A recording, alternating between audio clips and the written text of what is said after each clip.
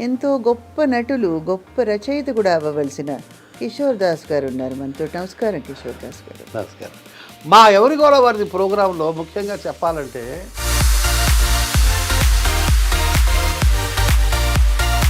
ఈ మధ్య మీరు ఎక్కువ తెరపైన కనిపించట్లేదని మళ్ళీ ఎప్పుడు కనిపిస్తారని 3000 పైచీలకు ఎపిసోడ్లు యాంకరింగ్ చేశాను.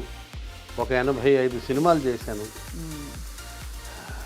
ఇంకా పని చేయాలా? కానీ నాకు ఎప్పుడు అర్థం కాదు సార్, ఇన్ని వేల ఎపిసోడ్లు రకరకాల జానర్స్ చేశారు మీరు. మీకు పెద్దలకు మాత్రం అది ఎందుకు మిమ్మల్ని అలా అసోసియేట్ అయిపోయింది ఆ image? I feel happy for that. నాకు ఇప్పుడు నేను చేసిన డోసేజ్ కన్నా ఇప్పుడు వస్తున్న కార్యక్రమాల డోసేజ్ ఎక్కువ ఉంది. కొన్ని సినిమాలు మీకు బాగా మంచి పేరు తెచ్చిపెట్టిన పాత్ర ఒంగోలు గిత్త. కానీ ఆ సినిమా ఎంట్రీ చాలా గమ్మత్తుగా జరిగింది. నాకు ఓ రోజు ఆ కంపెనీ నుంచి ఫోన్ వచ్చింది. 1000 రూపాయలు చొప్పున ఇస్తాను. నేను ఇప్పుడే బాత్రూమ్కి వెళ్ళి వస్తాను సార్ అని ఇంటికి వచ్చాను. అలా ఒక్కసారి బాత్రూమ్కి వెళ్తే ఇన్ని 2000 పెరిగింది అంటే కనీసం 10 సార్లు ఇక్కడ. సో అలా ఆ విధంగా ప్రయాణం కొనసాగుతున్న టైంలో ఈ మధ్య ఏదో మిమ్మల్ని ఇంట్లోంచి పంపించేసి 83 రోజులు హాస్టల్లో ఉన్నాను. ఎంతమంది సార్ మీరు? అన్న చెల్లెళ్ళు? 5గురు. ఎవరు లేరు ఇప్పుడు, ఒక్కడే ఉన్నారు. ఎలా జరిగింది సార్? ఉంది అంటే ఇది ఇంకో విషయం చెప్పొచ్చు చెప్పకూడదు. 7 ఏళ్ల కొడుకు కూడా పోయాడు క్యాన్సర్తో.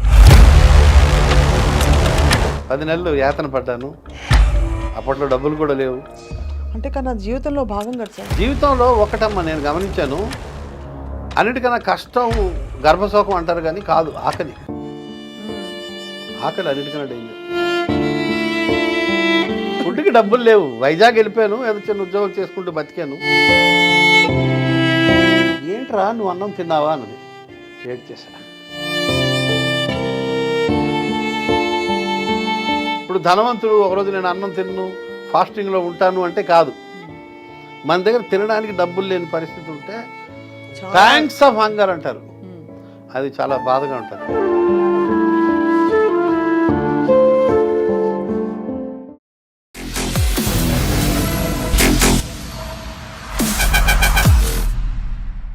అందరికీ నమస్కారం and welcome to this candid conversation. అప్పుడెప్పుడో ఒక మహానుభావుడు, ఐ థింక్ దీపక్ చోప్రా గారు అనుకుంటాను, ఏజ్లెస్ బాడీ టైమ్లెస్ మైండ్ అని ఒక పుస్తకం రాశారు. కొంతమంది వ్యక్తుల్ని చూస్తే అలా అనిపిస్తుంది అనమాట. నేను ఎప్పుడో 2004-5 సంవత్సరాలలో కలిసిన కిషోర్ దాస్ గారు ప్రముఖ నటులు, షో హోస్ట్ అండ్ ఇంకా బహుముఖీయులుగా అందరికీ పరిచయం అయ్యారు వారు కొన్ని సందర్భాల్లో. వారు అప్పటి నుంచి ఇప్పటిదాకా ఒకే సైజులో, ఒకే పద్ధతిలో, ఒకే వయసులో ఉన్నట్టుగా కొనసాగుతున్నారు. వారి బ్యూటీ సీక్రెట్ ఏంటో తెలుసుకుంటూ ప్రయాణంలోని కొన్ని విషయాలు కూడా తెలుసుకునే ప్రయత్నం చేద్దాం. సార్ నమస్కారం. ఏమి నేను ఎదగలేదు అన్నది బాగా చెప్పారు. Very happy to know it. ఆనందంగా ఉంది. ఎంత ఆనందం అమ్మా ఎదగకపోవడం అన్నది. అవును, happy. But you haven't aged actually at all sir. Physically and mentally. అంటే మెంటలీ అసలు ఏజ్ కాకూడదు ఎవరు. అవును. బట్ ఫిజికలీ కూడా you are looking as healthy as 20 years ago. Happy, very happy, always happy. అందులో ఏం అనుమానం లేదు. అవును. ఎక్కువ పెట్టుకోను, వర్రీలు తక్కువ. మన వల్ల ఇతరులకు వరి అవ్వాలి కానీ అంతే తప్ప మనం వరి అవ్వ. నేను ఒకడికి ఛాన్స్ ఇవ్వను నన్ను బాధ పెట్టడానికి. ఎవరో ఏదో అన్నారనుకోండి, నేను క్యారీ చేశాను అనుకోండి, అతని తప్పు కాదు, నా తప్పు అవుతుంది. ఆ క్లారిటీ ఉంది. రైట్. ఈ మధ్య మీరు ఎక్కువ తెరపైన కనిపించట్లేదని మళ్ళీ ఎప్పుడు కనిపిస్తారనే ఒక ప్రశ్న. చాలా వర్క్ చేశాను. ఎనఫ్ 3000 పైచీలకు ఎపిసోడ్లు యాంకరింగ్ చేశాను. ఒక 85 సినిమాలు చేశాను. ఇంకా పని చేయాలా? చాలు. అంటే పని కేవలం ఉల్లాసం కోసం కదా సార్? ఒక్క షో చేస్తున్నాను ఇప్పుడు, బాబాయ్ హోటల్ అని మల్లెమాల వాళ్ళకి ఈటీవీ అభివృద్ధి ఛానల్లో టెలికాస్ట్ అవుతుంది. అదొకటి చేస్తున్నాను. చాలు. నెలకు 3-4 రోజులు వర్క్ ఉంటుంది. నాకు ఇష్టమైన పుస్తకాలు చదువుకుంటున్నాను. సినిమాలు రోజు ఒక సినిమా, 1.5 సినిమా చూస్తా ప్రతిరోజు. ఏదో పుస్తకం కాసేపు చదువుతా. తర్వాత ఫోన్ తినేస్తుందమ్మా టైమా. అంటే మీరు ఏం చేస్తారు? రీల్స్ అవి చూసుకుంటూ కూర్చుంటారు? అసలు ఏం చూడను, ఏం చూస్తానో నాకు తెలియదు. బట్ చాలా టైం ఫోన్ తినేస్తోంది. దాన్ని తగ్గించాలి అని రోజు అనుకుంటున్నాను. మ్మ్. మ్మ్. రోజు అనుకుంటా ఇవాళ కొంచెం ఎక్కువ చదవాలి అని. చదువుతా, ఖచ్చితంగా రోజు చదువుతా. చదవకపోతే ఒక ఎంటీనెస్ వస్తుంది. 100% చదవాల్సిందే. అయితే ఒకప్పుడు చాలా ఎక్కువ చదివేవాడిని, ఇప్పుడు ఎక్కువ ఫోన్ చూస్తున్నాను. చాలాసార్లు అనుకుంటున్నాను ఫోన్ తగ్గించాలి అని. తెలుగు సాహిత్యం నాకు ఏరియా ఆఫ్ ఇంట్రెస్ట్. ఓకే. చదువుతూ ఉంటాను పుస్తకాలు. అంటే ఎలాంటి సాహిత్యం? అన్నీ మహమ్మద్ కదీర్ బాబు దగ్గర నుంచి కొంచెం సమకాలీన. కొడవటి గంటి కుటుంబరావు, ఓ అప్పటిదాకా. రావి శాస్త్రి దగ్గర నుంచి అన్నీ, వాట్ నాట్, తిలక్ దగ్గర నుంచి శ్రీశ్రీ, సరే వదిలేయండి. ఏది కనబడితే అది చదువుతా. రాజా రామ్మోహన్ రావు కథలు అద్భుతంగా ఉంటాయి. వి రాజా రామ్మోహన్ రావు ఎక్స్ట్రాడినరీ రైటర్. చాలా రైటర్లు కూడా ప్రేమించే రైటర్ ఆయన. కానీ మీకు అంటే ఏ జానర్ నచ్చుతుంది? జీవితం, ప్రేమ కథలా, జీవిత సత్యాలా? Life life life life is more larger than all that. Life life Raja Rammohan Rao కథల్లో అధో జగత్ సహోదరుల గురించి ఎక్కువ ఉంటుంది. బిచ్చగాళ్ళు, పాకెట్ మార్లు, పనోళ్ళు, చిన్న చిన్న దుకాణాల్లో చేసేవాళ్ళు, పల్లెటూరు నుంచి ఊళ్ళకి మైగ్రేట్ అయ్యేవాళ్ళు, వాళ్ళ జీవితాల మీద ఫోకస్ చేస్తాడు. భలే ఉంటుంది. అదే కదీర్ బాబు ఇంకా అల్టిమేట్, చెప్పే పని లేదు అతని స్టైలు. ఈ మధ్య కొత్త పుస్తకం ఒకటి చదివాను, రవి మంత్రిది, అమ్మ డైరీలో కొన్ని పేజీలు. భలే ఉంది. అంటే ఎండమూరి దగ్గర మొదలుపెట్టాము అప్పట్లో. ఎండమూరి మేడస్, అసలు చదవడం నేర్పింది ఎండమూరి అని చెప్పాలి. ఆ పుస్తకాలన్నీ ఎప్పుడు చదివా? అసలు అన్నీ అమ్మో, అది ఏంటి ఆ పుస్తకం ఒకటి, వెన్నెల్లో గోదావరి కాదు, ఒక అంతర్ముఖం ఒకటి, ఋషి ఒకటి. ఋషి అయితే ఒక 200 సార్లు చదివి ఉంటాను ఎండమూరిది. అంతర్ముఖం ఒకటి చాలాసార్లు, ఒక 50-60 సార్లు చదివి ఉంటా. ఆ 2 పుస్తకాలు పర్టికులర్లీ ఎక్సైటింగ్. ఇప్పటికీ అప్పుడప్పుడు మనం ఒక్కోసారి ఏం చేస్తాం, టీవీలో సినిమాలు, అదే ఓటీటీలో సినిమాలు చూస్తుంటాం. ఒక్కోసారి మనకి ఏ సినిమా నచ్చదు, అప్పుడు వెనక్కి వెళ్ళిపోయి ఏదో పాత సినిమా, ఏ సంగమో చూస్తాం. అవును. లేకపోతే సత్యజిత్ రే సినిమా ఒకటి చూస్తాం, ట్రయో ఉంది కాబట్టి, అపూర్ సంసార్, అవన్నీ ఏదో ఒకటి చూస్తాం, పతేరు పాంచాలి చూస్తాం, వెనక్కి వెళ్ళిపోతాం. అట్లా నాకు బ్లాంక్ అయిపోయినప్పుడు ఋషి చదువుతా. ఎండమూరి ఋషి చదివితే మళ్ళీ ఒకసారి ఛార్జ్ అవుతుంది. అట్లా చలం పుస్తకాలు చదివితే మళ్ళీ ఛార్జ్ అవుతుంది. చలం ముఖ్యంగా జీవిత ఆదర్శం. అసలు ఆ దేశికాచారి క్యారెక్టరైజేషను, బతకడం ఎలాగా అని నేర్పిస్తాడమ్మా దేశికాచారి. గొప్పగా ఉంటుంది. సో ఇదే మీ జీవితంలోని పెద్ద కాలక్షేపం అంటే ఇదే, చదవాలి పుస్తకాలు, చదువుతా, సాహిత్యం చదువుతా. అంటే మరీ, కానీ నాకు ఎప్పుడు అర్థం కాదు సార్, ఇన్ని వేల ఎపిసోడ్లు రకరకాల జానర్స్ చేశారు మీరు, మీకు పెద్దలకు మాత్రం అది ఎందుకు మిమ్మల్ని అలా అసోసియేట్ అయిపోయింది ఆ ఇమేజ్? ఎగ్జాక్ట్లీ, అవును, ఇమేజ్ ఫాలో. ఎందుకంటే I feel happy for that. నాకు ఇప్పుడు నేను చేసిన డోసేజ్ కన్నా ఇప్పుడు వస్తున్న కార్యక్రమాల డోసేజ్ ఎక్కువ ఉంది, చాలా ఎక్కువ ఉంది, చాలా అంటీన్ నెంబర్ ఆఫ్ టైమ్స్. అంటే ఇంటూ ఎన్ని వేయాలో తెలియదు. అండ్ నియర్ వల్గర్, నేను వల్గర్ కాదు ఏనాడు, అవలేదా అస్సలు. నేను ఎప్పుడు నా ప్రోగ్రామ్ మీరు చూడండి కావాలంటే, మా టీవీలో ఉంటాయి రికార్డ్స్. అసలు ఎలా వచ్చింది సార్ అది ఆ కాన్సెప్ట్? అడవి శ్రీనివాస్ గారిది అది కాన్సెప్ట్. నాకు మొట్టమొదటి అవకాశం అది. That was my first debut.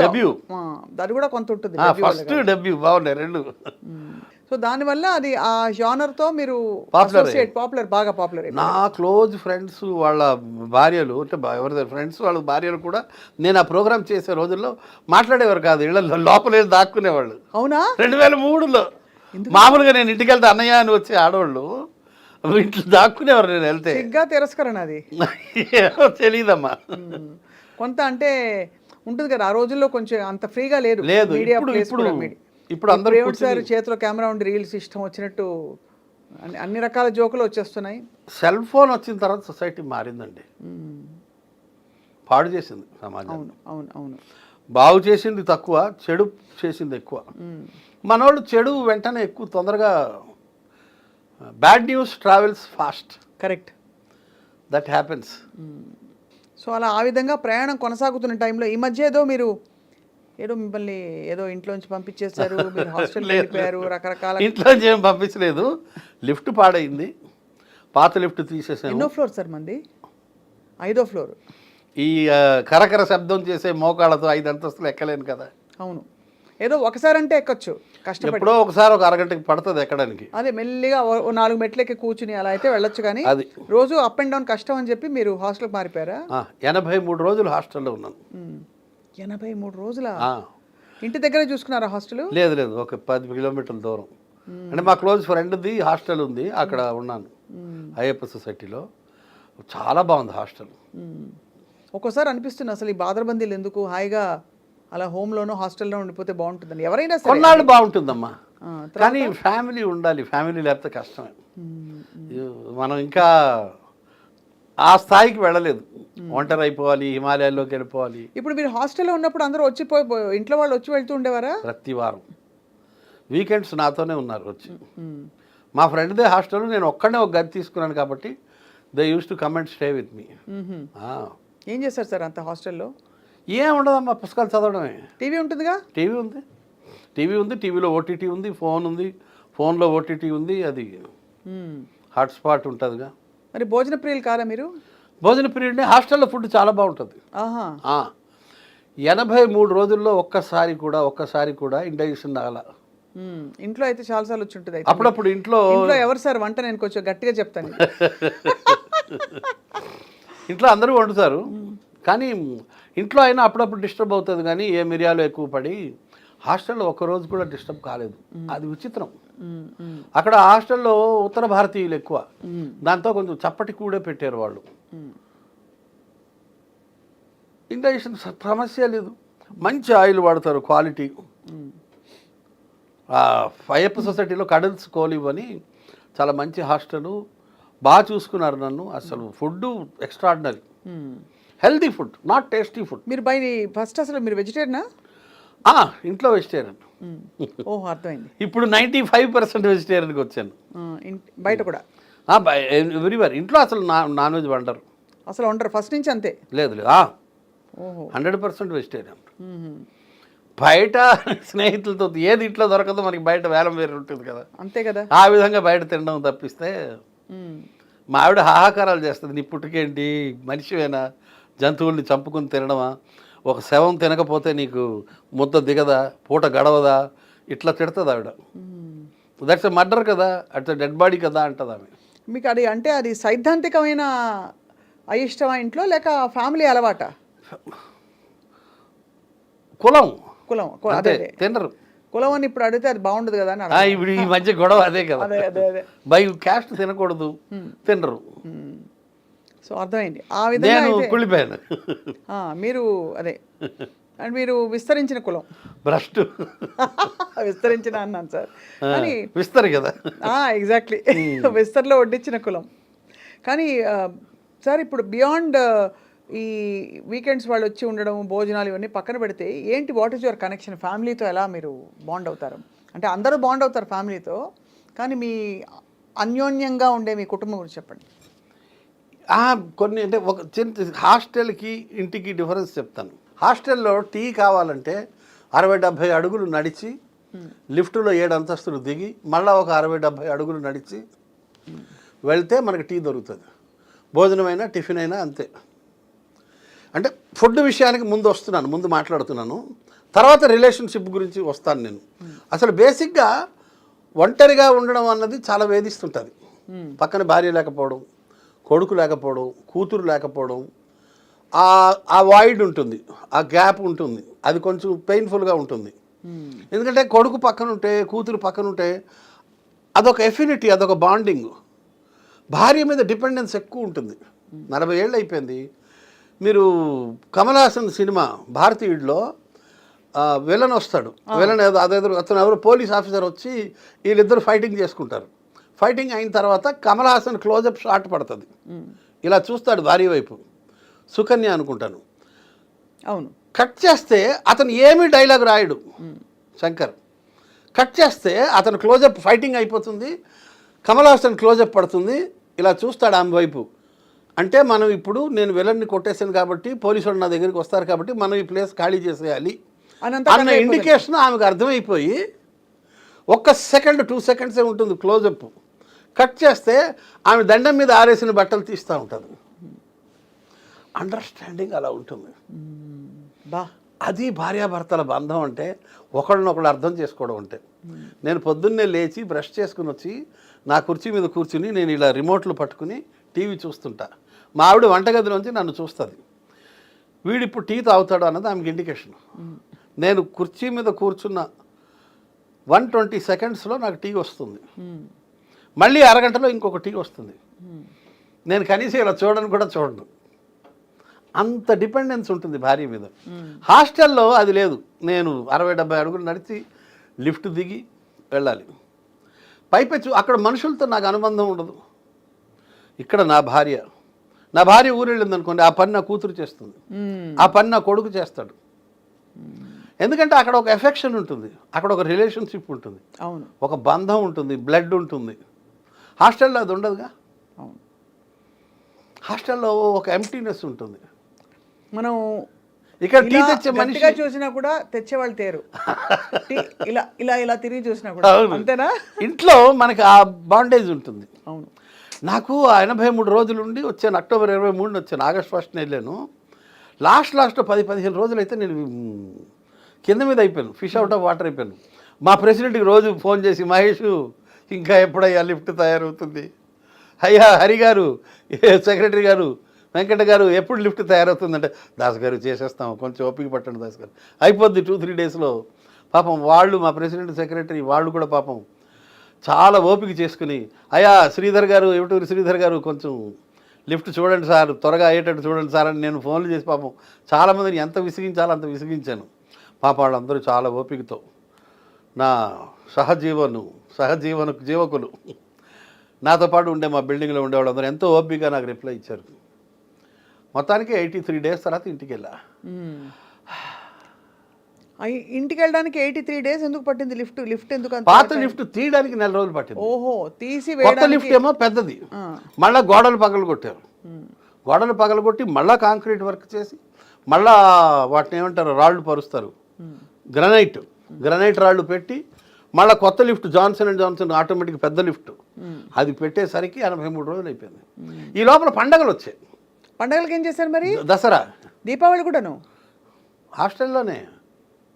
బహుత్ అన్యాయం. ఏం చేస్తాం, ఫోను ఒకళ్ళ మొహాల్లో భోజనాలు పట్టుకొచ్చారా? తెస్తారుగా, మామూలే కాదు. హాస్టల్లో కూడా స్పెషల్ ఫుడ్ చేశారు. దసరా వచ్చింది, దీపావళి వచ్చింది, లిఫ్ట్లో పనిచేసేవాళ్ళు రాలా, లేట్ అయింది. నేను ఇక్కడ ఉండిపోయాను. పాపం వీళ్ళు వచ్చి ఉన్నారు ఇక్కడ నాతో పాటు, ఇబ్బంది లేదు. కొడుకు ముఖ్యంగా కాపలా కాశాడు, ఫ్రీక్వెంట్గా వచ్చి వెళ్ళేవాడు. వాడు చూసుకున్నాడు బాగా. కొడుకు ఉంటే అదొక దమ్ము, ధైర్యం గొప్పగా ఉంటుంది. ఎంతమంది సార్ మనకి? అబ్బాయి అమ్మాయి. ఓకే, అబ్బాయి అమ్మాయి. అబ్బాయికి ఎన్నేళ్ళు? 34. అమ్మాయి 10 years చిన్న. నాకు 40 ఏళ్ళప్పుడు కూతురు పుట్టింది. when I was 40 years old. And she is now 24. So అయితే మీరు 64. 63 years and few days. మొన్న అక్టోబర్ 11 అమితాబ్ బచ్చన్ నేను ఒకే రోజు, సంవత్సరం తేడా. అబ్బా, పుట్టాం. చాలా మీరు ఈవెంట్ఫుల్ లైఫ్ అంటే ఫస్ట్ నుంచి. కానీ ఈ ఎంటర్టైన్మెంట్ మీడియాలోకి అసలు ఎలా వచ్చారు మీరు? అనుకోకుండా వచ్చాను. నేను ఈనాడు ఆంధ్రజ్యోతిలో కొద్దికాలం ఉద్యోగం చేసి జర్నలిస్ట్గా ఉన్నారు. వదిలేసి అడ్వర్టైజింగ్ ఏజెన్సీలో అనువాదాలు చేసుకుంటూ ఉండేవాడిని. మీరు చెప్పిన కొన్ని కోట్స్ చెప్పరా? ఒక ఐడియా మీ జీవితాన్ని మార్చేస్తుంది. అది మీద సార్ నేను విరివిగా చాలాసార్లు వాడేసుకున్నాను. మంచిదేగా, ఒక్క ఐడియా జీవితాన్ని మార్చేస్తుంది. ఐఎమ్ ప్రౌడ్ ఆఫ్ యూ అమ్మా. ఎన్నిసార్లు వాడుకుంటామో అది. అది లోయల్ ఇంటాస్ వాళ్ళకి రాశారు. గిరి సార్ మేనేజర్ అప్పుడు. ఆ ఏజెన్సీతోనే ఒక మంచి అనుభవం ఉంది, చెప్తాను. అట్లా చాలా రాశాను. తర్వాత స్మాల్ సేవింగ్స్ కూడా రాశాను. సొమ్ము భద్రం భవిత బంగారం అదొకటి రాశాను. దానికి ఇంగ్లీష్ ఏదో ఉండే, సేఫ్ మనీ ఫ్యూచర్ ఏదో ఉండే. ఒరిజినల్ పట్టుకోను నేను, భావంలోకి వెళ్ళిపోతాను. అంటే ట్రాన్స్లేషన్స్ ఇవి. ఐడియా మీ జీవితాన్ని మార్చేస్తుంది. అది కూడా అనువాదమే. అనువాదం ఒరిజినల్ ఏంటో. Original an idea changes your life, something like that. అదే అదే నేను అంతా ఒకేసారి వస్తుంది థాట్ అనమాట. ఇంగ్లీష్లో థాట్ వస్తుంది, అక్కడ ఇంగ్లీష్ లైన్, ఇక్కడ తెలుగు లైన్ రాస్తాం అట్లా. వాయిస్ కూడా ఇచ్చారు కదా మీరు ఆ, యాడ్స్కి వాటికి. ఏది మీరు ఎక్కువ బాగా తృప్తినిచ్చిన జాబ్ అంటే మీ వర్క్ ఏది? ఈ యాంకరింగ్ ఒకవైపు, యాక్టింగ్ ఒకవైపు, అడ్వర్టైజింగ్ లైన్ ఒకవైపు, ఇంకోవైపు వాయిస్ ఇవ్వడం. జర్నలిజం. అవునా? ఎవరినైనా ఉతికారేసారా? అలాంటి జర్నలిజమా? కాదు, మంచి జర్నలిజం అంటే మంచి అంటే ఐఎమ్ సేయింగ్ నేను మంచిగా ఉండే జర్నలిజం. కల్చరల్ రిపోర్టింగ్ చేసేవాడిని. పెద్ద జర్నలిస్ట్గా పెద్ద గొప్పగా సాధించింది ఏం లేదు, మీలాగా సాధించింది ఏం లేదు. నేను మనుషుల్ని సాధిస్తా సార్, ఏం సాధించాను తెలియదు కానీ అంతేగా. నేను ఇంట్లో వాళ్ళని సాధిస్తుంటాను. జర్నలిజం తర్వాత అడ్వర్టైజింగ్ ఏజెన్సీలో పనిచేసేవాడిని. ఒకరోజు ఏదో ఇట్లా కూర్చుని ఉంటే యాడ్ ఏజెన్సీలో ఒక ఆమె మాలిని రెడ్డి అనే మేడం వచ్చి, దాస్ నువ్వు చిన్నప్పుడు ఎప్పుడు నాటకాలు వేసానని చెప్పావు నాకు, ఇవాళ ఏదో ఆడిషన్స్ జరుగుతున్నాయి, ట్రై చేయి ఒకసారి అంది. చాలామంది వచ్చి వెళ్ళారు, నచ్చట్లేదు సార్కి అంటే, నేను ఎప్పుడో చిన్నప్పుడు 2-3 నాటకాలు వేసానమ్మా, నాకు పెద్ద అనుభవం లేదంటే, పర్లేదు వెళ్ళు అన్నారు. వెళ్ళాను. ఆయన ఎవరు నువ్వు అంటే, ఇట్లా ఇక్కడ ట్రాన్స్లేటర్ని సార్, కాపీ రైటర్ని, Telugu copy writer, Telugu translator, acting experience ఉందంటే, మెట్రికులేషన్లో ఒక నాటకం, ఇంటర్మీడియట్లో ఒక నాటకం, మా ఊరిలో సర్వేశ్వర గారి డైరెక్షన్లో ఒక నాటకం, మెట్రికులేషన్లో డీకే మేషారు, సహదేరావు గారి మేషారు వాళ్ళ డైరెక్షన్లో ఒక నాటకం, ఇంటర్మీడియట్లో ఒక ఒరియా నాటకం ఏవో చేశాను. సరే నీకు 1 లక్ష రూపాయలు ఇస్తున్నాను, కూర్చో, 1 లక్ష రూపాయలు నీకు ఇస్తున్నాను, ఫేస్ చూపించాను. చూపెట్టాను, ఆనందం. బాగుంది, చాలా బాగా చేసావయ్యా, చాలా ఆనందం, బాగా చూపెట్టావు, ఒక 50,000 వెనక్కి తీసుకుంటున్నాను, ఎక్స్ప్రెషన్ ఇవ్వు అన్నాడు. ఇచ్చాను.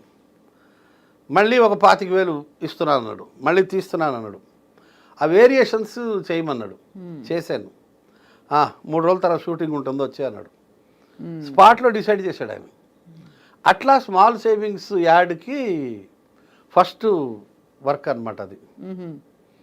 అప్పటికి మీరు ఇలాగే ఉండేవారా? ఇంకా బాగా సన్నగా ఉండేవారా? లేదు లేదు, లావుగానే ఉన్నాను. నేను పెళ్ళైన 5 ఏళ్ళకి లావు అయిపోయాను. మీ ఆవిడ వంట అంత బాగుంటుందా సార్? లేదమ్మా, మా జీన్స్ అలాగే ఉంటుంది, జెనెటిక్. ఇంట్లో అందరూ ఇలాగే ఉంటారు. సో అట్లా ఎంటర్ అయ్యాను. మెల్లగా ఇంట్రెస్ట్ కలిగింది, అరే ఇందులో ఏదో ఉంది అని.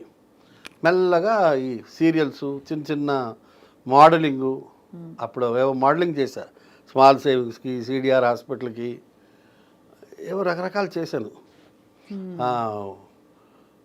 ఫండు కాలింగ్ అని టాటా టెలి సర్వీసెస్ వాళ్ళకి, ఇలాగ చాలా మోడలింగ్ కూడా చేశాను అప్పట్లో. మెల్లగా టీవీ ఫీల్డ్లోకి వచ్చాను. ఒకానొక పార్టీలో అడవి శ్రీనివాస్ గారు కలిసి అవకాశం ఇచ్చారు. మొదటి టెస్ట్లో ఫెయిల్ అయ్యాను, తర్వాత పాస్ అయ్యాను. మెల్లగా వచ్చేసింది. తర్వాత ఈటీవీ 2లో ఆహా అనే ప్రోగ్రామ్ 7 ఏళ్ళు చేశాను. తర్వాత ఎవరి గోల వారిది. సూపర్. ఎవరి గోల వారిది అయితే సూపర్ హిట్.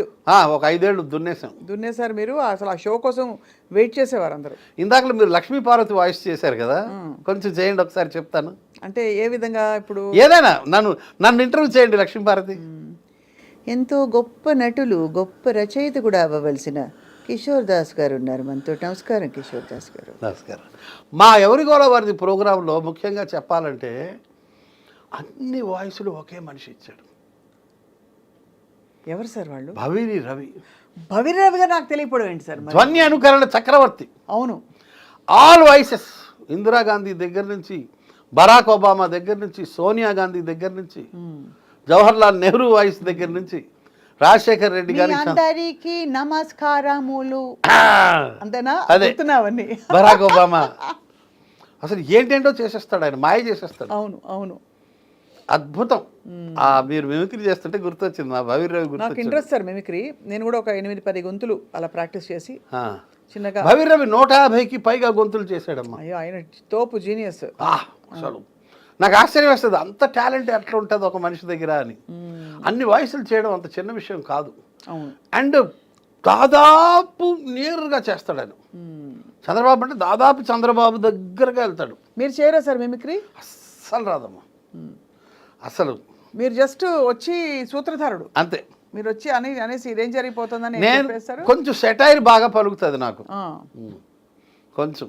అంటే మెయిన్గా అంటే నేను డైరెక్టర్స్ యాక్టర్ని ఆల్వేస్. నాకు పెద్ద సొంతంగా ఏమీ అన్ని తెలివితేటలు ఉండవు, అంత టాలెంట్ కూడా లేదు. అయ్యో.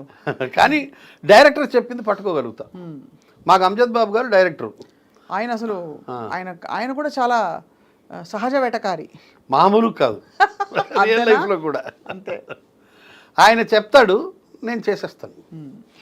నేను ఏ షూటింగ్కి వెళ్ళినా కూడా, నేను ఇప్పుడు వినోద్ ఫిల్మ్ అకాడమీలో ప్రిన్సిపాల్గా పనిచేస్తున్నాను. నేను మా స్టూడెంట్స్కి ఎప్పుడు చెప్తుంటాను, డైరెక్ట్ షూటింగ్కి వెళ్తే ఫస్ట్ డైరెక్టర్ నాడి పట్టుకోండి అంటాను. అవును, డైరెక్టర్ పల్స్ పట్టుకోవాలి. నేను అది పట్టేస్తాను, వదిలిపెట్టినది చాలా ఫాస్ట్గా పట్టుకుంటాను, కాబట్టి ఇబ్బంది లేదు. అవును, సహజంగా వాళ్ళని చేసి చూపించమంటాను నేను. I request them. Amjad Babu garu చేసి చూపిస్తారు, ఆయన కొంచెం చేసి చూపిస్తే చాలు, మిగతాది నేను అల్లుకుపోతా. ఆ టాలెంట్ ఉంది. సో అలాగా మీ ప్రయాణం టీవీ తోటి, అలాగే కొన్ని కొన్ని సినిమాలు మీకు బాగా మంచి పేరు తెచ్చిపెట్టిన పాత్ర ఒంగోలు గిత్త సినిమా మొత్తం ఉంటాను. అవును, రామ్. కానీ ఆ సినిమా ఎంట్రీ చాలా గమ్మత్తుగా జరిగింది. నాకు ఓ రోజు ఆ కంపెనీ నుంచి ఫోన్ వచ్చింది, మేము ఇలాగ ఒక క్యారెక్టర్ అనుకుంటున్నాము, యాక్చువల్లీ ప్రొడ్యూసర్ గారే చేసేస్తారు అనుకున్నాము, చిన్న క్యారెక్టరు, ఏవో అది క్యారెక్టర్ కొంచెం పెరిగేటట్టుంది, కొంచెం మీలాంటి ఎక్స్పీరియన్స్డ్ అవసరము అన్నారు. పిలిచారు, మేనేజర్ పిలిచాడు, మాట్లాడాడు. ఎంత తీసుకుంటావు అంటే, నాకు ఆల్రెడీ ఒంగోలు గిత్త ఎవరి గౌరవ వారిదిలో రోజుకి 10,000 ఇస్తున్నారు, ఎపిసోడ్కి 10,000 అన్నాను. 1,000 రూపాయలు ఇస్తానన్నాడు.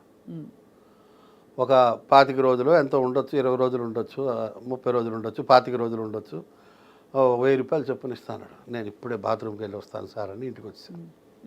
అంతేనా? మళ్ళీ ఒక 4-5 రోజుల తర్వాత మళ్ళీ ఫోన్ చేశాడు. నేను వెళ్ళాను, సరే అని. వెళ్తే 3,000 ఇస్తామండి అన్నాడు. ఓహో, అలా ఒక్కసారి బాత్రూమ్కి వెళ్తే ఇన్ని 2,000 పెరిగింది. అంటే కనీసం 10 సార్లు మీకుంది ఇక్కడ, మీది ఎటకారం తక్కువ కాదు. 2,000 మళ్ళీ బాత్రూమ్కి వెళ్ళాను, మళ్ళీ పిలిచారు 4 రోజుల తర్వాత, మళ్ళీ 5,000 చేశారు. మళ్ళీ బాత్రూమ్కి వెళ్తానని లేస్తుంటే పట్టుకున్నాడు, కుదరదు అట్లా లేదు అన్నాడు. ఇప్పుడే నిజంగా వస్తానని చెప్పి మళ్ళీ ఇంటికి వెళ్ళిపోయా. ఒక వారం రోజుల తర్వాత మళ్ళీ ఫోన్ చేశారు, 5,000 కాదు కానీ మీరు వచ్చి కొంచెం మాట్లాడండి. నేను రానని చెప్పాను. నేను మొండికేసాను, నా వల్ల కాదండి, మీరు ఏందండి ఈ చేపల భారం. అంతే కదా మరి, ఈ మేనేజర్లు ఎంత సంస్థకి మిగులుద్దామా అని ఆలోచిస్తాను. అంతేగా, వాళ్ళ పనే అది, పాపం వాళ్ళు మాత్రం ఏం చేయగలరు. నేనైతే చెప్పాను, నేను రానండి, మీ చేపల బేరం నా వల్ల కాదు, మానేయండి, అక్కర్లేదు, నాకేం అవసరం లేదన్నాను. డైరెక్టర్ గారు పిలుస్తున్నారు అని చెప్పారు. డైరెక్టర్ పిలిస్తే వెళ్ళాలి. Director is the boss, director is the God for an actor. వెళ్తే ఆయన చెప్పాడు, దాసు, నేను ఒక సినిమా ఫ్లాప్ అయింది నాది, ఒక సినిమా హిట్ అయింది, ఆ సందిగ్ధంలో, ఆ సంధి కాలంలో నేను ఉన్నాను. నాకు కూడా ఈ సినిమా ఒక పరీక్ష. నువ్వు నాకు కోఆపరేట్ చేస్తే నేను భవిష్యత్తులో ఈ సినిమాలు చేస్తూనే ఉంటాను, కాబట్టి నీకు నేను వేషం ఇస్తాను, నాకు కొంచెం కోఆపరేట్ చేసి చెయ్యి అంటే, నేను ఇంత అమౌంట్ అనుకుంటున్నానండి, ఇస్తే చేస్తానండి అన్నాను. ఎంతో కొంత లేవోయ్, నీకు ఇస్తాను లేవోయ్, రావోయ్, నువ్వు చేయబోయ్ అన్నాడు. చేస్తాను సార్ అని చెప్పి అప్పుడు ఆయన మాటకి తలవకి నేను కోరుకునే అమౌంట్ తీసుకునే చేశాను. అంతే. బట్ మామూలుగా మీరు డిమాండింగ్ కిషోర్ దాస్ గారు అంటే అప్పుడు డిమాండింగ్, ఇప్పుడు లేదు, తగ్గిపోయింది. కాదు అంటే జనరల్గా మీరు పేమెంట్ అంటే పేమెంట్, మాట అంటే ఒకప్పుడు ఉండేవాడిని అట్లా, చాలా బాగా ఇదిగా. మనకి ఇల్లు గడవాలి కదా సార్, అది కూడా ఉంది కదా. ఒకప్పుడు ఉండేవాడిని, ఇప్పుడు ఎలా సార్ మీ కుటుంబ నేపథ్యం? పర్వాలేదు, ఇప్పుడు హ్యాపీ. ఇప్పుడు హ్యాపీ. కానీ స్టేజ్ దాటేసాను, ఆ స్టేజ్ దాటా. ఒకరోజు నేను ఒకే టీ ఒకే బన్నుతో గడిపాలని స్టోరీలు యాక్టర్లందరికీ ఉంటాయి, మీకు ఉందా సార్? ఉంది. మీకు నిజంగా ఉందా? నేనేదో ఒక్కరోజా ఉందండి, అది చెప్తానండి. అట్లా అప్పట్లో చాలా పర్టికులర్గా ఉండేవాడిని. ఇప్పుడు అంటే ఇప్పుడు లేదు. ఇప్పుడు నేను ఎక్కడికైనా వెళ్తే చూస్తాను. నేను చిన్న కంపెనీ అనుకోండి, నేను మరీ బాధపడకుండా, మీరు మరీ ఆనందించేయకుండా మధ్య మార్గంలో ఇవ్వండి సార్ అంటాను. నేను ఫిగర్ చెప్పను. సో మరీ బాత్రూమ్కి వెళ్ళాల్సిన అవసరం లేకుండా, అంతేనా? ఎటకారికి ఎటకారము అట్లా. ఇప్పుడు తగ్గింది. ఒకప్పుడు చాలా పర్టికులర్గా ఉండేవాడిని, ఇప్పుడు మారాను. ఇప్పుడు ఏంటి సార్, డిజిటల్ మీడియాలు అవి ఇవి అన్ని రకాల మీడియాలు ఓటీటీలు వచ్చాక అసలు ఇన్ఫ్లేట్ అయిపోయాయి కదా మొత్తం పేమెంట్స్. అవును, పెరిగాయి. సో అయితే మీరు కష్టపడిన సందర్భాలు ఉన్నాయి డబ్బు లేక. ఒక్కరోజు ఒక్కరోజు ఎలా అవుతుంది? ఎప్పుడో చిన్నప్పుడు జరిగింది అట్లా. ఎంతమంది సార్ మీరు అన్న చెల్లెళ్ళు? 5గురు. 5గురు. ఎవరు లేరు, ఇప్పుడు ఒక్కడే ఉన్నాను. అయ్యో సార్, వాళ్ళు బాధగా. 2 తమ్ముళ్ళు. చాలా బాధ. తమ్ముళ్ళు కూడా వెళ్ళిపోయారా? 2 తమ్ముళ్ళు, చిన్నవాళ్లే కదా సార్, అక్క, మీరే చిన్నవాళ్ళు. అన్నయ్య అందరూ. ఎలా జరిగింది సార్? లాస్ట్ తమ్ముడు 7 ఏళ్లకే బావిలో పడి చనిపోయాడు. అయ్యా అయ్యా అయ్యా. అక్క 7 ఏళ్లకే జ్వరం వచ్చి చనిపోయింది. అన్నయ్య 50 ఏళ్ళకి హార్ట్ అటాక్, తమ్ముడు 50 ఏళ్ళకి హార్ట్ అటాక్ బాబోయ్. ఉంది. అంటే ఇది ఇంకో విషయం చెప్పొచ్చు చెప్పకూడదు, 7 ఏళ్ళ కొడుకు కూడా పోయాడు క్యాన్సర్తో. మీకా సార్? ఇన్ని బాధలు చూసా లైఫ్లో. అమ్మా నాన్న కూడా పోయారు, ఒక్కడే వీలే. Sir sir sir tragic. కొడుకు ముఖ్యంగా 2-3 ఏళ్ళు పట్టింది కోలుకోవడానికి. కానీ ఎలా సార్ క్యాన్సర్? ఏం క్యాన్సర్ వచ్చింది? ఇక్కడ న్యూరోబ్లాస్టోమా అని multiple మెలైన్ tumours in the head. ఇవన్నీ గడ్డలు గడ్డలు వచ్చాయి అబ్బాయికి. పాపం ఒక 10 నెలలు బాధపడ్డాడు. జ్వరం వచ్చింది, 10 నెలలు తగ్గల పాపం. అమ్మో 97. అది వద్దులేండి, అది కష్టం తట్టుకోవడం. కాదు సార్, మీరు చాలా 10 నెలలు యాతన పడ్డాను. అప్పట్లో డబ్బులు కూడా లేవు, అందరూ కోఆపరేట్ చేయడం వల్ల గట్టెక్కాను. ఇంత బాధను అనుభవించి మీరు అందరూ నవ్విస్తారా? ఎంత అన్యాయం ఇది. చాలామందికి శేఖర్ సుమన్ కానీ ప్రకాష్ రాజ్ కానీ అందరికీ లాస్ ఉంది లైఫ్లో. వద్దు, ఆ టాపిక్ వద్దు. అంటే కానీ నా జీవితంలో భాగం కదా సార్. జీవితంలో ఒకటమ్మ నేను గమనించాను, అన్నిటికన్నా కష్టం గర్భశోకం అంటారు కానీ కాదు, ఆకలి. ఆకలి అన్నిటికన్నా డేంజర్. ఒక కథ ఉంది, చెప్పొచ్చా? కొంచెం లెంత్. చెప్పండి చెప్పండి. ఒక 5 minutes. చెప్పండి సార్. మహావిష్ణువుకి నారదుడికి గొడవ అవుతుంది. ఎవరు మానవ జన్మలో అన్నిటికన్నా దుఃఖం ఏంటి అంటే, నారదుడు అంటాడు గర్భశోకం. ఎవరైతే తన బిడ్డల్ని కంటారో వాళ్ళు పోతే అందరికన్నా కష్టం. అంటే మహావిష్ణువు కాదు, ఇంకోటి ఉంది అంటాడు. రుజువు చేయి అంటాడు. సో మా నారదుడికి ఆడజన్మిస్తాడు. వరుసగా ఒక 100 మంది పిల్లల్ని ఇస్తాడు. ఆ 100 మంది పిల్లలు 2-3 రోజుల్లో చచ్చిపోతారు. నారదుడు ఏం చేస్తాడు, వరుసగా ఆ పిల్లల్ని ఒకళ్ళ తర్వాత ఒకళ్ళని అంత్యక్రియలు చేసి కాల్చేస్తూ ఉంటాడు. అలాగో 30-40 మంది అవుతారు. అలసిపోతాడు. 2-3 రోజులు అవుతుంది, అప్పటికే తిండి ఉండదు, అలసిపోతాడు. ఆకలి గుర్తొస్తుంది, ఆకలి ఆకలి ఆకలి. మహావిష్ణువు చెప్తాడు గర్భశోకం కన్నా ఆకలి చాలా డేంజరు అని. అంటే లేదు, కన్నబిడ్డలు పోతే ఎక్కువ బాధాకరం అని ఆర్గ్యూ చేస్తాడు నారదుడు. చివరికి 30-40 మంది అంత్యక్రియలు అయిపోయిన తర్వాత కొంచెం శ్మశానంలో కొంచెం దూరంలో ఒక చెట్టు మీద ఒక పండు కనిపిస్తుంది. ఇతనికి ఆకలి, ఏం చేయాలో తెలియదు. 2 రోజులు అయింది, అన్నపానీయాలు లేవు. మొత్తానికి అప్పుడు చెట్టు ఎక్కాలి, ఎక్కలేడు, ఆకలి. ఏం చేస్తాడంటే ఆ పిల్లలు శవాలు వరుసగా పేర్చి వాటి మీద ఎక్కి, చనిపోయిన పిల్లల మీద ఎక్కి ఆ పండు అందుకుంటాడు. స్త్రీ అవతారంలో ఉంటాడు. అప్పుడు మహావిష్ణువు ప్రత్యక్షమై, చూసేవా కన్న బిడ్డల మీద తొక్కుకుంటూ వెళ్ళేవు, ఆకలి అన్నిటికన్నా డేంజరస్, అన్నిటికన్నా పెయిన్ఫుల్ అంటాడు. మనిషికి ఆకలి లేకపోతే చాలమ్మా లైఫ్లో, అది ఇవ్వకపోతే చాలు. అది ఒక్కటే మా అది ఆకలి అన్నిటికన్నా. యూ విల్ డూ ఎనీథింగ్ అండి ఆకలేస్తే. అలాంటి తీవ్ర పరిస్థితి గురించి తెలుసుకోవడానికి మీరు ఒక్కరోజే జరిగిందన్నారు కదా. అవును. ఏం జరిగింది ఒక్కరోజు చెప్పచ్చా, అడగచ్చా? అసలు ఫుడ్కి డబ్బులు లేవు. వైజాగ్ వెళ్ళిపోయాను, ఏదో చిన్న ఉద్యోగం చేసుకుంటూ బతికాను. 78లో ఒక 6 నెలలు ఉద్యోగం చేశాను. బరంపురం మా ఇల్లు. యాక్చువల్లీ విజయనగరంలో పుట్టాను, బరంపురంలో పెరిగాను. నా 10వ ఏట బరంపురం వెళ్ళిపోయాను. మెట్రికులేషన్ పాస్ అయ్యాను. తర్వాత వ్యాపారం ఏదైనా చేయొచ్చులే అనుకుని ముందు ట్రైనింగ్ కోసం బట్టల షాపులో ఉద్యోగం చేశాను. ఒక 6 నెలలు ఉద్యోగం చేశాను. తర్వాత మానేశాను, ఇంకో దగ్గర చేరదామని. మధ్యలో గ్యాప్ వచ్చింది. డబ్బులు లేవు, ఇంట్లో అడగడానికి నామోషి. ఉన్న డబ్బులన్నీ అయిపోయాయి. అక్కడ తెలిసిన 3-4 దగ్గర డబ్బులు అడిగేసి అవి కూడా తినేశాను. అసలు కంప్లీట్గా డబ్బులు అయిపోయాయి. ఒకరోజు తినడానికి కూడా డబ్బులు లేవు. ఉదయం నుంచి అద్దె ఇంట్లో ఉంటున్నాను, ఒకళ్ళ ఇంట్లో అద్దెకు ఉంటున్నాను. ఉదయం నుంచి అటు ఇటు తిరుగుతున్నాను, నీళ్లు తాగుతున్నాను. ఆకలి, ఏం చేయాలో అర్థం కావట్లేదు. డబ్బులు లేవు, తెలిసిన వాళ్ళు 3-4 అడిగేసాను ఆల్రెడీ, ఇంకా అడిగితే ఇవ్వరు అని డిసైడ్ అయిపోయాను. అప్పుడు ఎవరింట్లో అయితే అద్దెకు ఉన్నానో వాళ్ళ ఇంట్లో రెండవ కోడలు చిట్టక్క అని, చిట్టక్కని బాగా నేను దగ్గర మా సొంత అక్క అంత ప్రేమగా చూసేవాడిని. చిట్టక్క గమనించింది, ఈడేంటి ఉదయం నుంచి అటు ఇటు తిరుగుతున్నాడు, ఉద్యోగం మానేశాడు, కొత్త ఉద్యోగంలో ఇంకో బట్టల షాప్లో చేరతా అన్నాడు, చేరలేదు, నెల గ్యాప్ వచ్చింది, ఇవాళ చూస్తే ఉదయం నుంచి సాయంత్రం దాకా తిరుగుతున్నాడు, ఏం చేస్తున్నాడు అర్థం కావట్లేదని. 4 గంటలప్పుడు అడిగింది, ఏంట్రా నువ్వు అన్నం తిన్నావా అన్నది. ఏడ్చేసా, విపరీతంగా ఏడ్చా, అస్సలు అన్కంట్రోలబుల్ ఏడ్చా. ఎందుకంటే మనకు అన్నం తింటావని అడిగేవాళ్ళు ఎవరు? ఊరు కాని ఊర్లో ఉన్నాను నేను. లేదక్క తినలేదు, లేవు డబ్బులు అంటే వెంటనే ఇంట్లో ఏదో ఉప్మా ఉంటే పెట్టింది, ఉప్మా తిని ఆగురే అన్నం వండుతానని చెప్పి అన్నం వండి అన్నం పెట్టి డబ్బులు ఇచ్చి, ఒరే నువ్వు బరంపురం వెళ్ళిపోరా, ఇక్కడ ఉండొద్దు, నామోషి ఫీల్ అవ్వకు, మీ నాన్న ఏం అనలే, నేను మాట్లాడతాను. అప్పట్లో ల్యాండ్లైన్స్, నువ్వు వెళ్ళి చదువుకోరా, నువ్వు గొప్పోడు అవుతారా, తెలివైనడివిరా, ఈ బట్టల షాపులో ఉద్యోగాలు ఈ వ్యాపారాలు నీ వల్ల కావులే, పోరా అని అక్క పంపించేసింది. అప్పటి నుంచి అక్క దగ్గర రెగ్యులర్గా వెళ్తూ ఉంటా. అట్లా మధ్యలో కొన్నాళ్ళు అక్క కనిపించలేదు, ఆవిడ కోసం చాలా కష్టపడి వెతికామండి. వాళ్ళ ఇల్లు మారిపోయారు, అడ్రస్ లేకుండా పోయింది, చాలా కష్టపడితే దొరికింది ఒకరోజు అక్క. ఈ మధ్య బెడ్ రిటర్న్ అయిపోయింది, షీఈ్ నియర్లీ 80 ఇప్పుడు. 80 పెద్ద వయసు కాదు సార్ మరి. అవును, పాపం సిక్ అయిపోయి బెడ్ రిటర్న్ అయింది. రాఖీ వస్తే ఆవిడే గుర్తుంటుంది నాకు, అన్నం పెట్టిన అక్క, అమ్మ.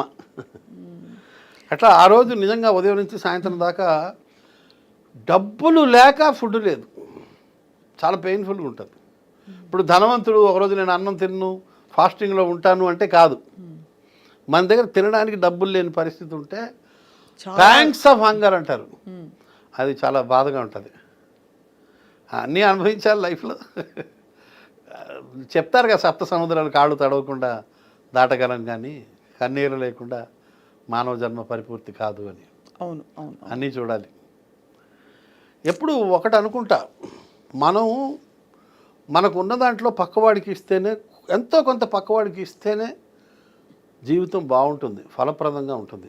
నాకు విజయవాడలో ఉంటారు ఒక ఫ్రెండు, ఆయన్ని చూసి నేను చాలాసార్లు అనుకుంటా, గొప్ప వ్యక్తులు ఉంటారు మన చుట్టుపక్కల అని.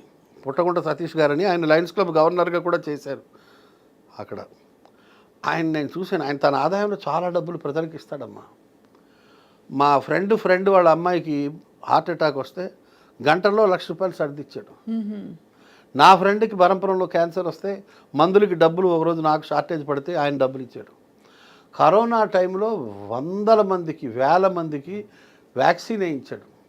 అవేవో మందులు స్ట్రిప్పు 30 టాబ్లెట్లు 60 టాబ్లెట్లు ఏదో ఒక స్ట్రిప్పులు లక్షల్లో పంచాడు ఆయన. భవానీ భక్తులు వస్తుంటారు నడుచుకుంటూ, వాళ్ళ కోసం, వాళ్ళ ఫ్యాక్టరీ ఉంది బొమ్మలూరు అని హనుమాన్ జంక్షన్ దగ్గర, అక్కడ లక్షలాది మందికి అనేక సంవత్సరాలుగా ఆయన అన్నం పెడుతున్నాడు.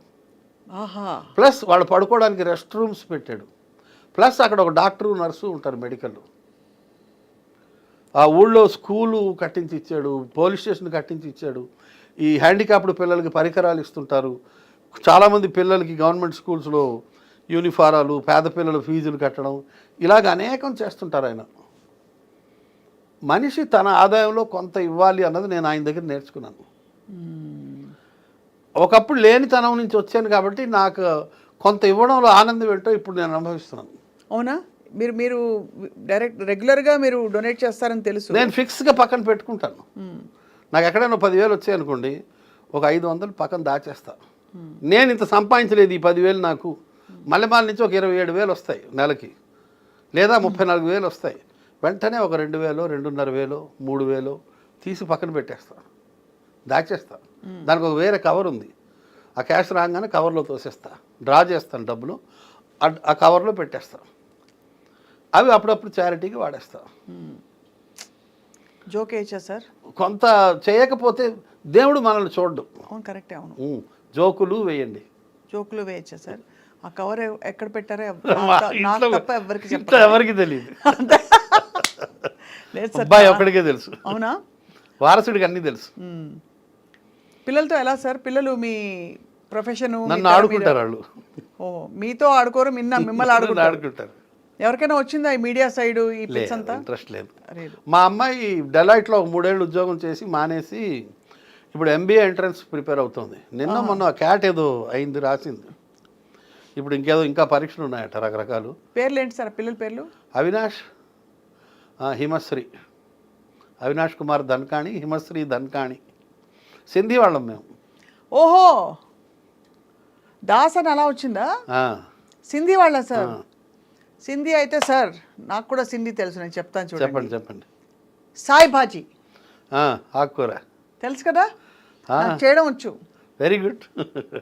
మీరు సింధీ వాళ్ళని ఇంతవరకు అసలు నాకు ఎంత ఎంత నేను ట్రై చేసినా గెస్ట్ బరంపురం అంటే ఒరిస్సా అనుకున్నాను నేను, ఒరిస్సా అక్కడ వాళ్ళు అనుకున్నాను. కానీ సింధీ వాళ్ళైతే మరి తెలుగులో ఎలా సార్ మీరు ఎలా ప్రత్యక్షమయ్యారు? హిందీ మాట్లాడతారా?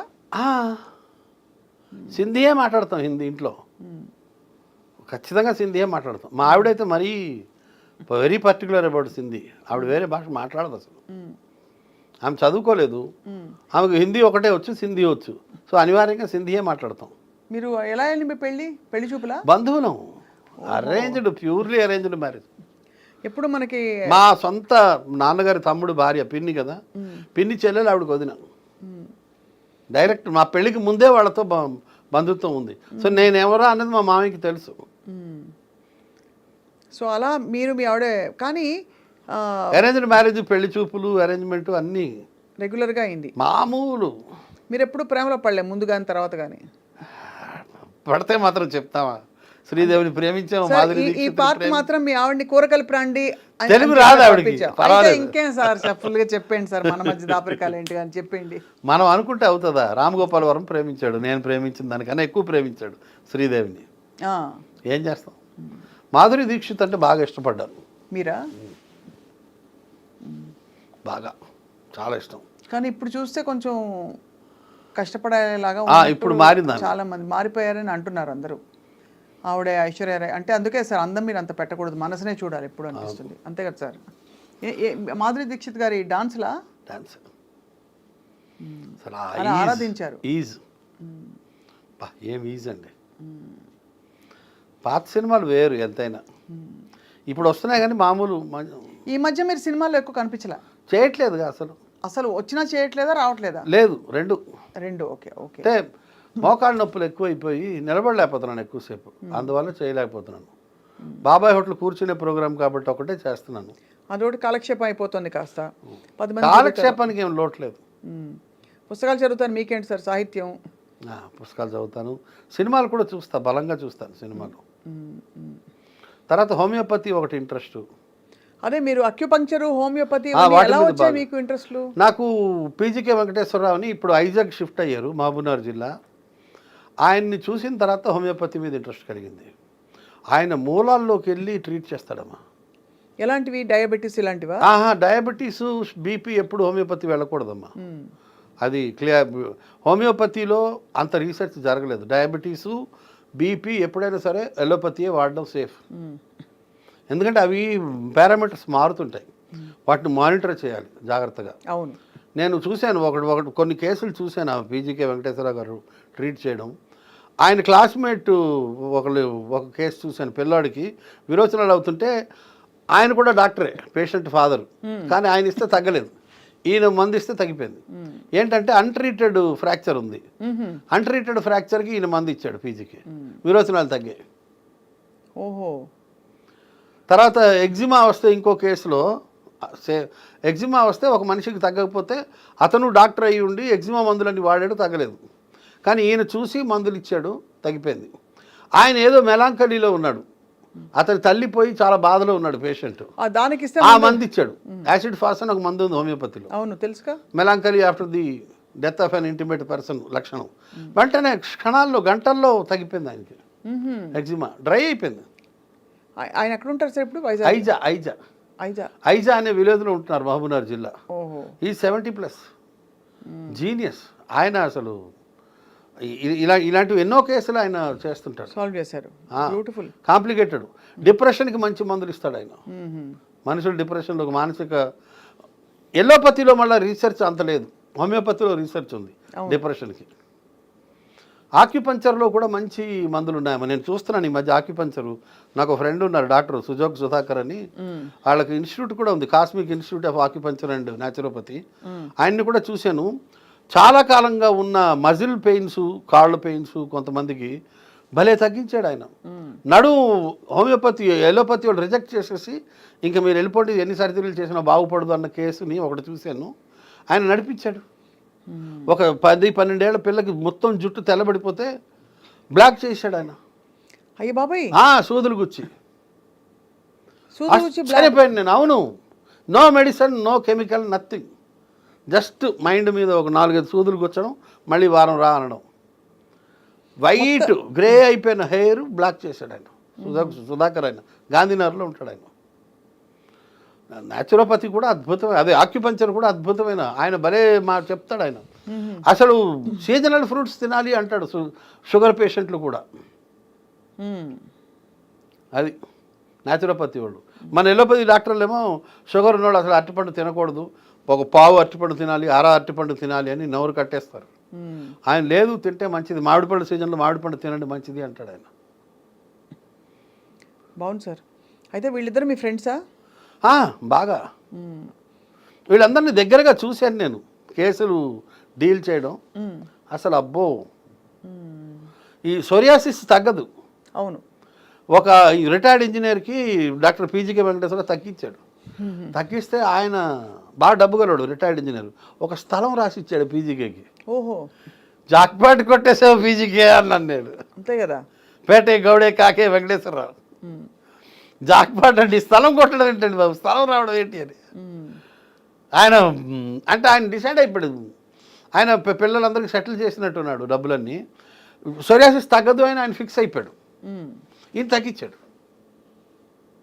తప్పకుండా మీ ద్వారా ఈ ఇద్దరు వ్యక్తుల్ని మేమందరం కలవాలి సార్. కలుద్దాం, ఎంత మాట. కానీ మాకు స్థలాలు లేవని ముందే చెప్పేస్తాం. ఆయన ఫీజు గురించి పెద్ద పట్టించుకోవడం. అవునులేండి, అలాంటి వాళ్ళే ఇలా ఇంత డెడికేటెడ్గా ఉంటారు. ఆయన ఇచ్చింది పుచ్చుకుంటాడు, ఏం మాట్లాడు. చాలా ఎక్సలెంట్. అసలు మా సుధాకర్ అయితే డబ్బులు కూడా అడగడు. అవునా? ఇచ్చేవాళ్ళు ఇస్తారు అంటాడు ఆయన, అంతే. ఇవ్వగలిగే వాళ్ళు ఇస్తారు. దాస్ గారు ఆయన ఎప్పుడు వస్తారు సార్? సుధాకర్ గారు మళ్ళీ ఆయన ఇక్కడే ఉంటారు గాంధీనగర్లో. ఓకే, కావాలంటే ఒక రోజు పిలిపిద్దాం, ఇంటర్వ్యూ చేద్దాం. తప్పకుండా ఇంటర్వ్యూ చేద్దాం. ఆయన ఇంకా తెలుసుకోవాలి అక్యుపంక్చర్ గురించి. నాకు అది ఆశ్చర్యంగా ఉంటుంది. అసలు 2 సూదులు గుచ్చితే మన రాజారామన్ రావు ఈ కథా రచయిత, ఆయనకు కూడా కాళ్ళు బాగా నొప్పులుంటే అనేక సంవత్సరాలుగా జస్ట్ కొన్ని సూదులతో తగ్గించాడు ఆయన గుచ్చి. సార్ మీరు పాటలు కూడా మీకు ఇష్టం కాబట్టి మీరు పాడితే వింటాను. మీకు కాదు ఇప్పుడు భావయామి విన్నాను. అక్యుపంక్చర్ మీద పాట పాడండి. ఉన్నాయి, నాకు రావు పాడడం. చెప్పండి సార్. నిజంగా గుర్తులేవు పాటలు. గుండు సూది అమ్మో, అంటే మిమ్మల్ని చూస్తే మా అందరికి చమత్కారం వెటకారం అలా ప్రవహిస్తున్నాయి. ఉబికి వస్తుంది. కానీ చాలా రేర్ కాంబినేషన్ కిషోర్ దాస్ గారు మీరు. సమాజం మారిందండి. చెప్పాలంటే నేను గమనిస్తున్నాను మా చిన్నప్పుడు పరిస్థితులకి ఇప్పుడు పరిస్థితులకి. ఇప్పుడు నాకు ఒక 10 మంది బామ్మరుదులు, ఎవరి ఇళ్లలో వాళ్ళే ఉంటున్నారు. ఒక అన్నదమ్ముడి ఇంటికి ఇంకో అన్నదమ్ముల పిల్లలు వెళ్ళట్లా. ఎందుకు అంటే వెళ్ళి నెలల తరబడి సంవత్సరాల తరబడి ఉండడం అన్నది లేదు. నేను మా చిన్నప్పుడు మా నాన్నగారు మా అమ్మ మేము అన్నదమ్ములం ఒక దగ్గర ఉండేవాళ్ళం. మా చిన్నాన్నలు ఇంకో దగ్గర ఇంకో 5 కిలోమీటర్ల దూరంలో ఉండేవారు. మా స్కూల్కి మా చిన్నాన్నీళ్ళ దగ్గర. నేను మా చిన్నాన్న ఇంట్లోనే ఉన్నాను for years, not for days, months, for years.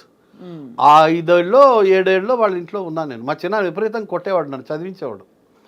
నేను బాగా చదవాలన్నది ఆయనకి లక్ష్యం. మా చిన్నానికి అప్పుడు కొత్తగా పెళ్ళయింది. మా పిన్ని నా బట్టలు ఉతికేది. నాకు అప్పుడు 9-10 ఏళ్ళు. మా పిన్ని అప్పట్లో 18 ఏళ్ళు, అంత కొత్తగా పెళ్ళయి వచ్చింది. ఏనాడు ఎవడేడు ఏంటి మీ అన్నయ్య కొడుకు నేనెందుకు మోయాలి అని ఏనాడు మా చిన్నాన్నని విసుక్కోలేదు. జఠానంద్ ధన్కాని, భగవాన్ దాస్ ధన్కాని, 2 అన్నదమ్ములు. జఠా చిన్నాన్న నన్ను కొట్టి కొట్టి చదివిస్తే మా పిన్ని అడ్డం పడేది. ఏంటి చంపేస్తావేంటి పిల్లోడిని అనేది. నేను వాళ్ళకి పిల్లలు పుట్టక ముందు నేను కొడుకుని. ఇప్పుడు మా అమ్మ నాన్న లేరు, నాకు వాళ్ళే అమ్మ నాన్న. Joint family. ఈరోజు అట్లా లేదు. 10 మంది బామ్మర్దులు, వాళ్ళ పిల్లలు ఒకరింటికి ఒకళ్ళు వెళ్ళట్లేదు. సంవత్సరాల తరబడి ఉండడం ఏంటి, అసలు వారం కూడా ఎవరింట్లో ఎవరు ఉండట్లేదు. మేము ఉన్నాం. నాకు తెలియదు అసలు మా అమ్మ నాన్న ఇంట్లో ఉన్నాం, నేను మా చిన్నాన్న ఇంట్లో అంతకాలం ఉండకూడదన్న విషయం నాకు తెలియదు. వాళ్ళు కూడా ఏనాడు ఏ ఒక్కరోజు అబ్జెక్ట్ చేయలే. ఏంటి ఇన్ని రోజులు ఉంటాడని, వీడేంటి ఇక్కడ ఉంటున్నాడని మా పిన్ని ఒక్కరోజు ఇప్పుడు ఎవరైనా వస్తే ఎప్పుడు వెళ్తారు మళ్ళీ అని అడుగుతారు కదా. అవును, ఎన్ని రోజులు అమ్మ ప్రయాణం అని, అంతేనా? మా పిన్ని ఒక్కరోజు మా చిన్నాన్న వదిలేండి, సేమ్ బ్లడ్ పోని, పిన్ని ఒక్కరోజైనా అడిగిందా? లేదే. నువ్వు ఎన్నాడు ఇక్కడే ఉండిపోయావు రా, 5 ఏళ్ళు అయిపోయింది పోరా అని ఒక్కరోజైనా అనాలి కదా. అనలే, ఈనాటికి అనదు. బొంబాయిలో ఉంటారు, అక్కడ ఒక గది ఉంది, నేను ఎప్పుడు వెళ్ళినా ఆ గదిలో ఉంటా, అది నీ గదేరా అంటది మా పిన్ని ఇప్పటికీ. గది నాదే అంటారు. Super sir. ఆ అనుబంధాలు చూసిన తర్వాత ఇప్పుడు మనుషుల్ని చూస్తూ ఉంటే ఎవరి ఆ ఆస్తి మా మామయ్య పోయారు, అత్త పోయింది, వాటాలు వేసేసుకున్నారు, అన్నదమ్ములు పనిచేసుకున్నారు, ఎవరు గోల వాళ్ళది, ఎవరి జీవితాలు బతికేస్తున్నారు. మా టైంలో అట్లా లేదు. అంటే సౌకర్యాలు కూడా పెరిగాయి కదా సార్. ఇప్పుడు ఏ మాటకు ఆ మాట మాట, ఖర్చులు పెరిగాయి, ఖర్చులు సౌకర్యాలు అన్నీ. ఇప్పుడు ఎవరికి వాళ్ళకి తీరికలు లేవు అంతా. ఇప్పుడు ఒక చోట నుంచి ఇంకో చోటుకి వెళ్ళాలంటే ఇదివరకు ఒక రోజులో మనం ఒక పనే చేసేవాళ్ళం, అది చేస్తే మహా ఘనకార్యం అని ఉండే పరిస్థితులు అలా ఉండేవి అప్పుడు. ఇప్పుడు ఈ తరంలో ఇప్పుడు మేము పరిగెట్టాం అనుకోండి, ఫర్ ఎగ్జాంపుల్ సార్, ఇక్కడ ఒక షూటింగ్ అవుతుంది, అక్కడ ఇది అవుతుంది, ఈ లోపల అక్కడికి వెళ్ళిపోవాలి, ఆ పని చేసేయాలి, ఈ లోపల కూరగాయలు కొనేసుకోవాలి, అన్ని పనులు మల్టీ టాస్కింగ్. ఇది కూడా ఒక కారణం అంటారా? తీరిక లేదు సార్. అనుబంధాలు తగ్గిపోయాయి, ప్రేమలు తగ్గిపోయాయి. ఇంకెన్నాళ్ళు ఉంటానో కానీ ఇవన్నీ చూస్తుంటే అప్పుడప్పుడు ఆలోచిస్తుంటే నాకు అర్ధరాత్రి మెలకు వస్తుంటుంది. నేను మళ్ళా లేచి పుస్తకం చదివే లోపల, టీవీ చూసే లోపల కాసేపు ఆలోచిస్తుంటా, ఏం చేస్తున్నాం మనం, ఏం చెయ్యాలి మనం, ఏం చేశాను ఇవాళ, నా వల్ల ఎవరు బాధపడలేదు కదా, నేను ఎవరిని హర్ట్ చేయలేదు కదా. మనం స్పీడ్ మాటల్లో నెమరేసుకుంటా. చాలా చాలా సొసైటీలో డబ్బులు అడిగితే ఎవరికి ఇవ్వట్లేదు. అది చాలా ఆందోళన కలిగిస్తారు. కొద్దిమంది మా పుట్టగుంట సతీష్ లాంటి వాళ్ళు తప్పిస్తే ఏదైనా అవసరం ఉంటే, సతీష్ గారు చెప్పారు నాకు, ఎప్పుడైనా అవసరం ఉంటే మొహమాట పడద్దు, డబ్బులు కావాలంటే తీసుకో అని. అలా కొద్దిమంది ఉంటారు. నాకు ఇంకో ఫ్రెండ్ కూడా ఉన్నాడు, అంజయ్య అని, అతను కూడా చెప్పాడు 1-2 సార్లు, దాసు ఎప్పుడైనా డబ్బులు అవసరమైతే అడుగు, మొహమాట పడుకో అని. అరుదుగా ఉంటారు. అది తగ్గిపోయింది ఆ సంఖ్య. అవును, ఒకప్పుడు ఎంతెంత డబ్బైనా ఒకళ్ళకొకళ్ళు ఇచ్చి పుచ్చుకునేవాడు, వడ్డీ అన్న ప్రశ్నే లేదు. అదేవిధంగా ప్రేమలు ఉండేవి, అదేవిధంగా హెల్పింగ్ నేచర్ ఉండేది. ఒకరికొకడు చాలా విషయాల్లో సహాయపడేవాళ్ళు. మా వీధిలో పెళ్లి జరిగితే, బరంపురంలో ఫస్ట్ మిలిటరీలో నేను ఉండేవాడిని, మా వీధిలో ఒక పెళ్లి జరిగితే మేము యూత్ అంతా ఎవరింట్లో పెళ్లి జరిగినా ఫిక్స్డ్, ఎవరు వడ్డిస్తారు, ఎవరు వంట దగ్గర నిలబడతారు, ఎవరు మార్కెటింగ్ చేస్తారు, ఎవరు ఫలానా కూరగాయలు కొనుక్కొస్తారు, ఎవరు బియ్యం కొనుక్కొస్తాడు, ఎవరు వంటగదిలో ఏ హెల్ప్ చేస్తాడు, మేమంతా కూర్చుని మాట్లాడుకుని డిసైడ్ చేసుకుని ఉండేవాళ్ళం. అస్సలు క్యాటరింగ్ అన్నది మాకు తెలియదు మా వీధిలో. మేము కుర్రాళ్ళమే అప్పట్లో. నాకు 16 ఏళ్ళు ఆ టైంలో సంగతి. వంట బాగా వచ్చు అయితే మీకు? నేను వంటలో కూర్చోను, నేను వడ్డింపు సెక్షన్. నేను చాలా తెలివిగా వడ్డిస్తాను, తక్కువ వడ్డిస్తా. ఎవడైనా ఎక్కువ తింటుంటే ఎక్కువ వేస్తా, లేదా ఎంత అవసరమో అంత అబ్జర్వ్ చేసి వేస్తా. మారు కావాలనుకున్నప్పుడు ఎంత అన్నం ఉంది అనే దాన్ని బట్టి దాన్ని చూసి ఎంత సాంబారు అవసరం ఉంటుందో అంత వేస్తాను. ఎక్కువ వేయను, తక్కువ వేయను. వేసిన తర్వాత ఫేస్ కూడా చూస్తాను నేను, వాడు ఆనందంగా ఉన్నాడా లేదని. కొంచెం ఎక్స్ప్రెషన్ తగ్గిందనుకోండి, కొంచెం వేస్తా. ఆ టెక్నిక్ నాకు తెలుసు. ఎవరికి ఏది అవసరమో తల్లిలాగా తెలుసుకోవాలి కదా, అంతే కదా. ఎట్లా ఇవన్నీ అనుభవం మీద పెద్దవాళ్ళు నేర్పారు. మా చిన్నాన్న భగవాన్ దాస్ అని, లాస్ట్ చిన్నాన్న, ఈ టెక్నిక్లన్నీ మా చిన్నాన్న అప్పట్లో నేర్పాడు బరంపూర్లో. ఆయన పెళ్ళిళ్ళు మాస్టర్. పెళ్ళి జరిగిందంటే వీధిలో